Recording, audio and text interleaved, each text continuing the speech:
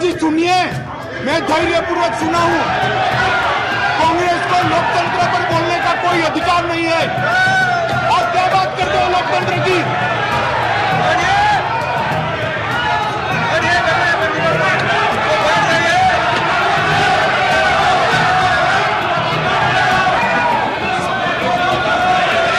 वही अधिवक्ता दूसरी बार वही धारा का विरोध करता है, मगर हमको तो ऐसी महारत हासिल नहीं। हम तो सार्वजनिक जीवन के छोटे कार्यकर्ता है, तो जो सच होते हैं वो बोलते हैं।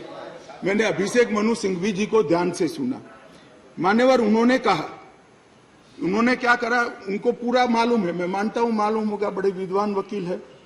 उन्होंने अनुच्छेद 339 AA7A को पढ़ा, जिसमें लिखा है 239 AA7A के तहत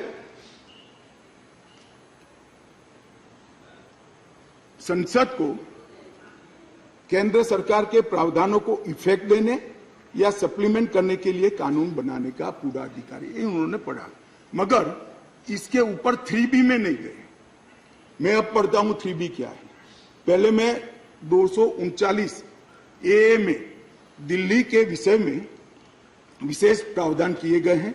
इसके तहत दिल्ली विधानसभा सहित संघ शासित प्रदेश है, विधानसभा सहित संघ शासित प्रदेश।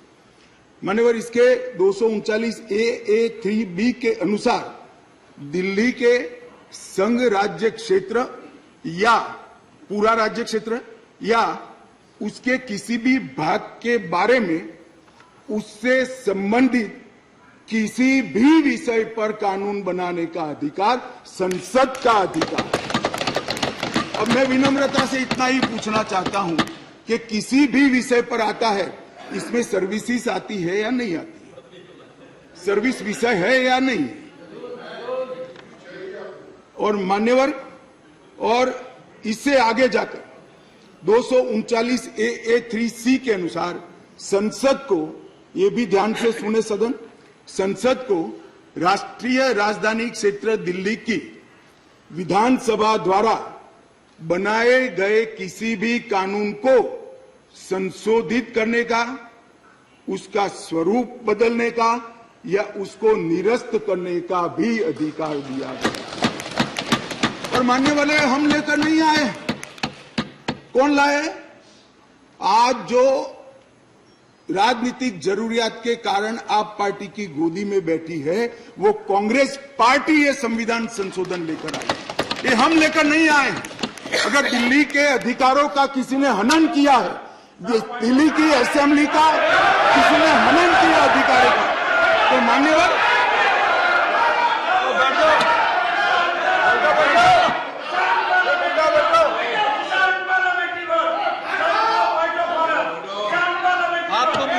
लगी होगी, बैठ जाओ, बैठ जाओ। आपको तकलीफ हुई है? अरे गोदी में बैठने में तकलीफ हुई है? माननीय अध्यक्ष जी, इनको करने में तकलीफ नहीं और सुनने में क्यों तकलीफ होती है? करते हैं तो सुनना पड़ेगा। गोदी में बैठ गए। मैं फिर से रिपीट करना चाहता हूं, केवल और केवल राजनीतिक स्वार्थ के कारण आप पार्टी का एपीचमेंट करने के लिए ये अपने ही लाए हुए कानून का ये विरोध कर रहे हैं।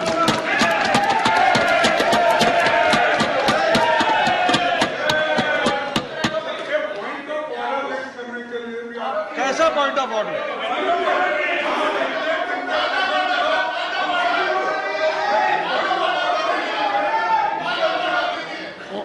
ऑनरेबल मिनिस्टर, माननीय अध्यक्ष जी, honourable minister, would you please raise your point of order? Point of order पे रहूंगा। Our rule says unparliamentary word cannot be used in this house. We have the book of list और उसी list के हिसाब से किसी party किसी के साथ जाने पे उसकी गोदी में बैठी है, ये वर्ड अनपार्लियामेंट्री है। कल हम भी बोलेंगे। आप डेकोरम की बात करते हो, आप डेकोरम की बात करते हो, तो प्लीज गोदी में बैठे हैं, हम बीजेपी के लिए बोलेंगे कि कौन सी गोदी है, किसकी गोदी में बैठे हैं। तो डेकोरम आप कहते हो, I have तो heard your decorum point. Maintain I have हम heard भी your करना point of- चाहते One हैं। second. और speaker sir, You are not to make a speech. I have heard your point of order. Honorable- I reject the point of order. Take your seat. Sir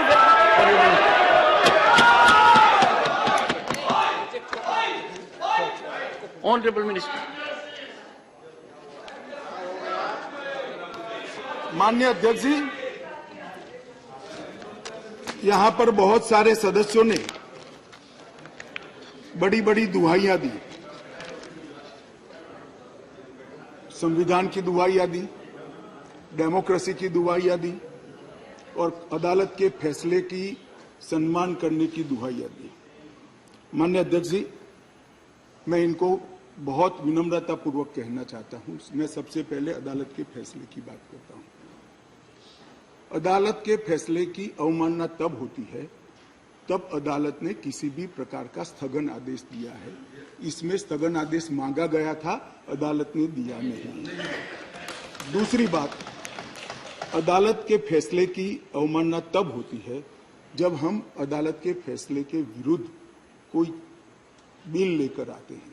यहां अदालत ने अपने फैसले में स्वयं कहा है कि दिल्ली संघ राज्य के लिए देश की संसद किसी भी प्रकार का कानून बना सकती है। और माननीय अध्यक्ष जी, मैं सर्वोच्च अदालत के प्रति अति विनम्रता रखते हुए बताता हूं कि कई फैसले ऐसे होते हैं जो न्याय की कानून की इंटरप्रिटेशन करते वक्त अदालत देती है, मगर आज की जन भावनाओं के अनुरूप वो नहीं पाए जाते हैं।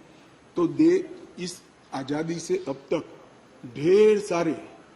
ढेर सारे इतने उदाहरण है जिसमें संसद ने अदालत के फैसलों को बदलने के लिए कानून लेकर आए, मगर इसमें तो एक केस भी नहीं है। माननीय अध्यक्ष जी, इस देश की संसद ने कई बार संविधान बदला। अदालत के फैसले की बात छोड़िए, अदालत के फैसले को न्यूट्रलाइज करने के लिए कई संविधान के पैराग्राफ जोड़े गए हैं माननीय अध्यक्ष। और ये संसदीय परंपरा है जिसको अदालतों ने भी स्वीकार किया है। और पहला संविधान संशोधन तो तब हुआ जब पार्लियामेंट भी नहीं बनी थी मान्यवर। कॉन्स्टिट्यूएंट असेंबली ने पहला संविधान संशोधन पारित किया था, तब से संविधान बदलने की प्रक्रिया चली है। और मैं आपको बताता हूं भाई, हम संविधान में बदलाव इमरजेंसी डालने के लिए नहीं लाए हैं।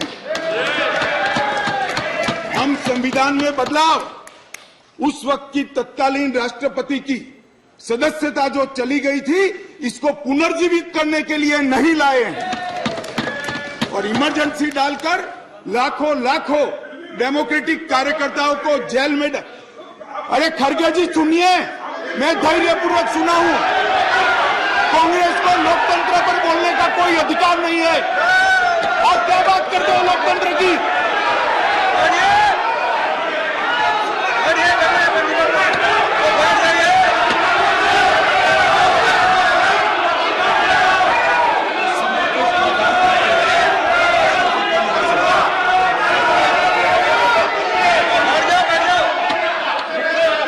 Honorable members, please take your seat.